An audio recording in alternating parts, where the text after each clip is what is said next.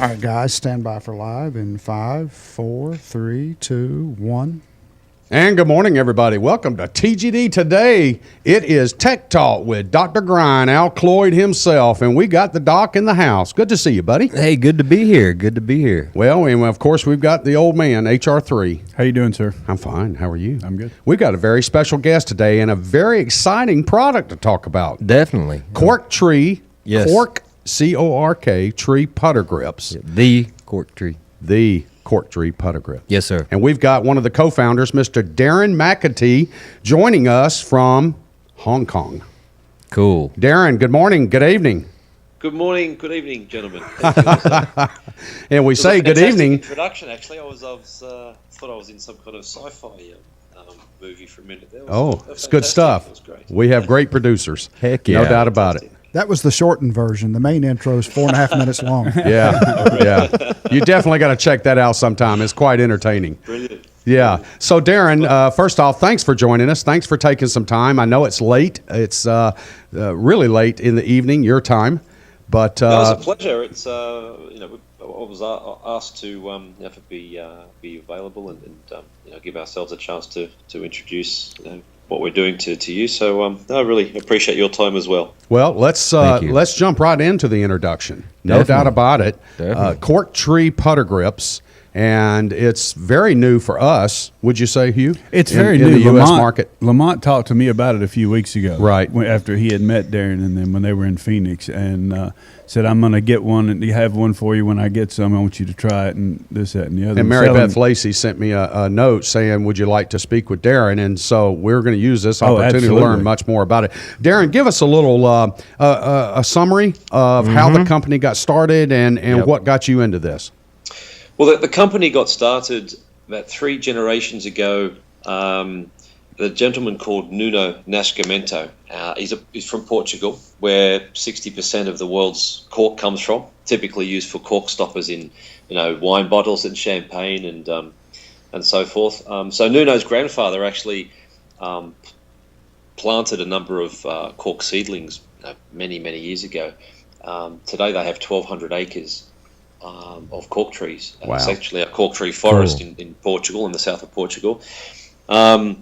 And it was handed to Nuno about just over 10 years ago when his grandfather has sort of decided to move on and retire and allow his grandson to basically fulfill his dream of seeing his the family continue the legacy of growing the cork.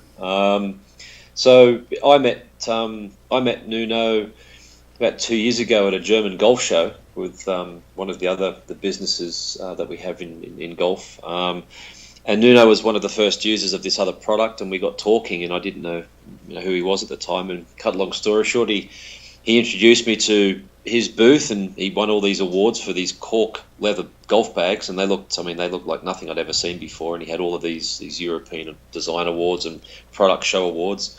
And then we just started talking from there, and Nuno came to Hong Kong about 18 months ago.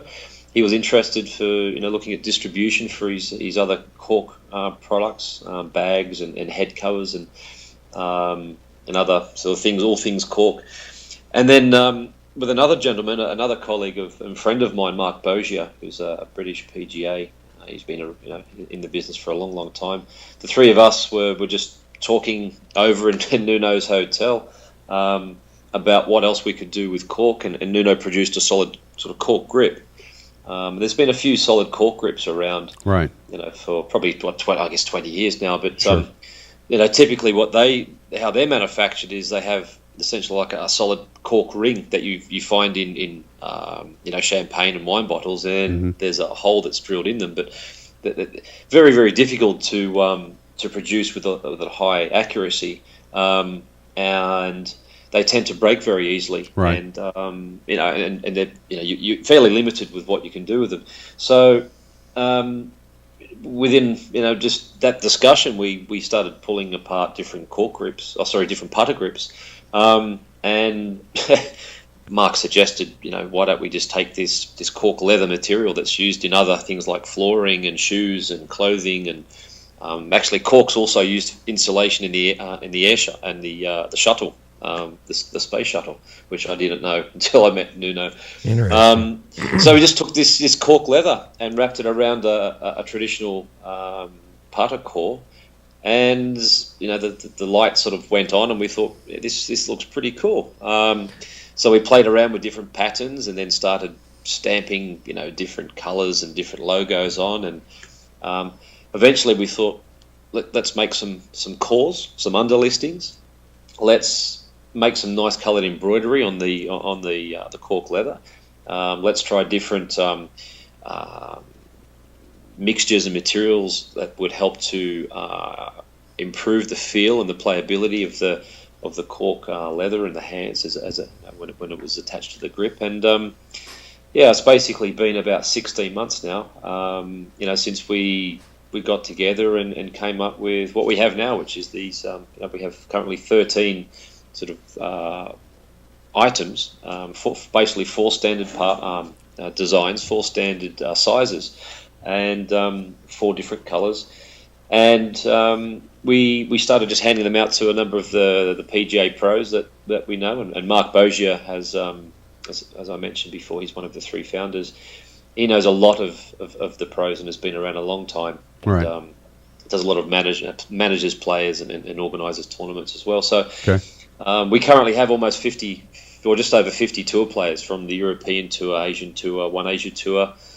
Yesterday I actually just signed off an agreement with a former world number 1 and multiple major winner who has been working with us to design his own range of grips, and it's a hybrid range, which is a mixture of traditional calf leather and cork.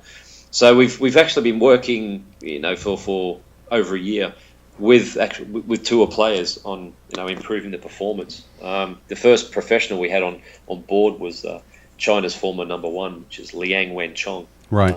Liang's been using our grips for 14 months and absolutely loves them. We're with him today, actually. There was a tournament up in Shenzhen here in China. Right, yeah.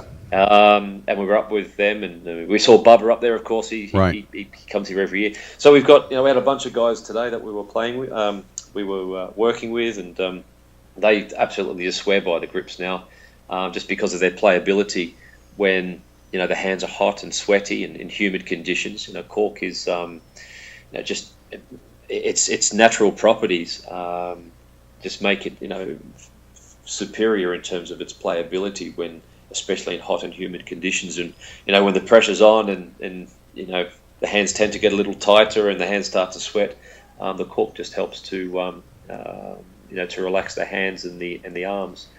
So, look, it's only early days. We've only just launched, and we're actually just shipping our first mass production batch into the States at the end of the month. So it's been a long time coming. But Congratulations. Yeah. So, it's a long way to go, but yes, sir. Yeah, we're really excited. It's the feedback's been fantastic, and meeting guys like Lamont Mahan, who's absolutely love his putters. We bought a couple of putters from Lamont, and he loves the grips, and I know he's been waving the flag for us. That right. Yeah, we're really excited to get the product in the market and get some feedback, and hopefully it's onwards and upwards from there. So for the average person out there, that's just listening to us, what's the biggest advantage of having a cork grip versus a traditional rubber grip? It's just that it doesn't slip when your hands are hot and sweaty. Okay. Even in cold conditions. So the natural properties of cork, if you looked under a microscope, it looks like a honeycomb. But it's not as symmetrical as a honeycomb. It's like an oddly shaped honeycombs, okay. And it's just filled with air. It's impermeable to water, so it means that it doesn't absorb water. It doesn't get heavy. Okay. It retains more than 99% of its original shape even under pressure after months and months of use. So even when your hands are cold, the cork actually absorbs some of the heat that's in your hands into the honeycombs. It actually makes the grip feel not necessarily warm, but it doesn't feel like the normal rubber grips or an EVA grip where it tends to get cold and brittle. And then on the flip side, when it's hot, every grip that you see out there in terms of putter grips. Even leather grips tend to get very slippery. But cork is Darren. Cork is commonly known to become dry and brittle and peel off or flake off or chip off or whatever. Do you see that with you only doing wraps? I mean, you're not doing full cork grips, right? That's right. Well, in terms of cork chipping, it depends on how the cork is produced. Now, right. It's a leather cork, I think, is what the key to that is. Yeah. It is. It's cork leather. So basically, what happens? I mean, with a typical cork, if you look at cork material that sits in a champagne bottle or wine, it'll sit there for 100 years, and it will still. The wine may be probably undrinkable, but the cork itself still maintains its original shape and form. Sure. Cork tends to chip and break when it's called what's called agglomerated, which means if the cork is essentially put in a blender, and then what you do is you then take that powder and then you compress it, add a glue to it. It's like wood chips. Okay. So yes, particle it will board. chip. Yeah. Yeah. So if you used a solid cork putter grip that you've seen in the market before, Right. yes, they do break. Yes. With cork, the difference with cork leather is when we take the cork, it's sliced up into microns thick. And then it's laminated, one sheet on top of the other. Okay. Yep. And there's a process. Basically, there's a process which it's very flexible and elastic and strong. So it's like sheets of timber. They might be very weak in just one sheet. Yep. But when you laminate, five they're of very them. very strong. Right. Yes, sir. So we're visiting and have the great opportunity of visiting with Mr. Darren McEntee, co-founder of Cork Tree Putter Grips. Darren, Al, I know you got 700 questions for him, but I mean, so basically you've got a inner liner, and then you take the leather wrap and put around it. You've got a stitching. Does the stitching come into play when you grip the putter? Do you get used to that? What ends up happening? And I speak kind of dumb on this because I haven't had one in my hands. Yeah. So sure, it's very personal. We've had hundreds of grips in them, out in, and we've mostly worked with the PGA pros. Mm-hmm. There's been a handful of pros who prefer to have no embroidery or stitching on the back, but we've launched with the embroidered version because the overwhelming feedback has been they like the look, the feel, and it doesn't really come into play in the fingers. There's been a couple of players who preferred to have basically a seamless embroid. So what we do is instead of having the sort of crisscross stitching, we just tighten the cork leather and then stitch underneath it. So there is effectively there's no seam, and we will probably release a series later on, but when you're essentially starting up, right, we don't want to have 50 different products all at one time. So we're basically looking at what are the most popular, getting some feedback, and we'll release and add new things as we move forward. Now I go back to my notes here. You have 4 standard sizes. That's the way you referred to it. Correct. Okay, explain those real quick. Are they like the Super Stroke in growing in size? Do you have a Fatso and a Slim 3 and a Slim 2, or what do you have? There are, we've been careful in making sure that what we design doesn't infringe on existing designs in the market. I mean, there's obviously patents, etc. But we do have a thick grip which we call the Stumpy, and it's as close to the Super Stroke, I think 5. It's a slight. Yeah, the shape's slightly different, but it's essentially similar thickness. There's a gimme which is a reverse taper, similar to the Super Stroke 3. We have another one called a Bandit, which was a specific design that one of the tour players came up with. Okay. It's a similar thickness again to the Super Stroke 3, but it has a more of a taper to it than the traditional cylindrical sort of Super Stroke designs. Right. And then we have the traditional tour putter grip. So if you look at the standard grips you see on the old Scotty Camerons or the old Pings, they're very standard diameter. Yeah. Standard diameter, yeah. We have a lot of other products that are basically sitting in the wings ready to come on board. So, we will wait until, we've got some feedback in the market, make sure that, we're on the right path. Right. And then in terms of sizes and shapes, there's, so we've had quite a bit of time to look and basically fill up the holes, so to speak, of what we think will be popular. I've looked a little bit at the website. The retail price point on these things for the U.S. market. I know you're new to the new U.S., getting ready to produce your first gross shipment. But what are you looking at? High $20 range, low 30s? What are you looking for the grip price? Yeah, so the standard product range of those 4 standard sizes will be $29.99. Okay. And we have this hybrid range, which I mentioned is a mixture of a very soft calf skin, perforated calf skin, and cork, and it was designed specifically with, as I mentioned, a former world number 1 and a multiple major winner. So that was basically his range that we will release, with his name and logo, right. And that will be at $39.99. So we're wary that obviously with the success of the likes of Superstroke and this a myriad of part options in the market that sure.